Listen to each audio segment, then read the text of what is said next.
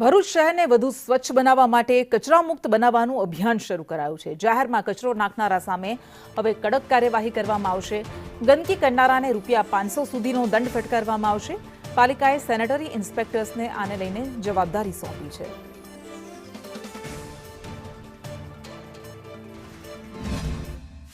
Door to door collection માટે ગાડીઓ મોકલવામાં આવે છે, તેમ છતાં કેટલાક નગરજનો દ્વારા જે અગાઉ ખુલ્લા કચરાના સ્પોટ હતા, જે આ કચરા પેટીઓ રહેતી હતી, એ અમે કચરા પેટીઓ દૂર કરી અને ડોર ટુ ડોર 100% થાય એના ઉપર અમે ભાર મૂકેલો છે।